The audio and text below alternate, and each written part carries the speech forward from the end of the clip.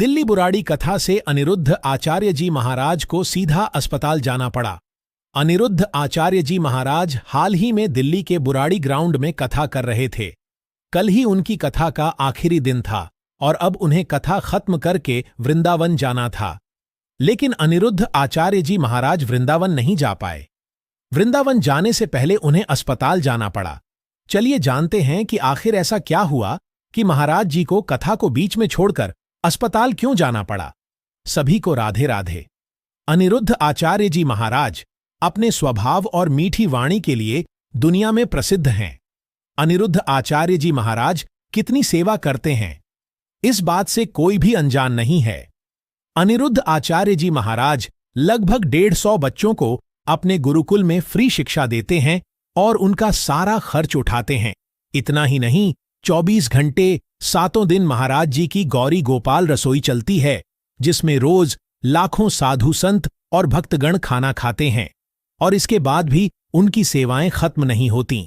इसके बाद महाराज जी लगभग 200 से ज्यादा वृद्ध माताओं की सेवा करते हैं और उनकी हर छोटी बड़ी चीज का ध्यान रखते हैं।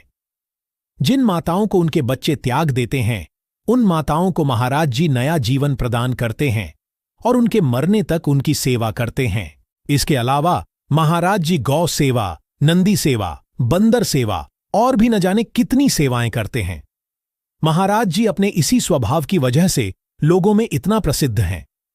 इस बार उनकी टीम के एक सदस्य की कथा के दौरान तबीयत खराब हो गई और उसे अस्पताल में भर्ती करना पड़ा।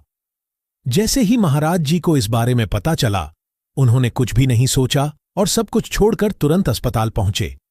अस्पताल पहुंचकर उन्होंने अपने कार्यकर्ता का हालचाल लिया और पूछा, अब आपकी तबीयत कैसी है?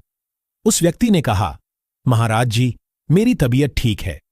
महाराज जी ने उसे आशीर्वाद दिया कि तुम जल्दी ठीक हो जाओ और जल्दी गौरी गोपाल भगवान की सेवा फिर से आरंभ करो। इसी कारण से महाराज जी को कथा को बीच में छोड़कर आना पड़ा। अब महाराज जी की कथा दिल्ली में पूर्ण हो गई है।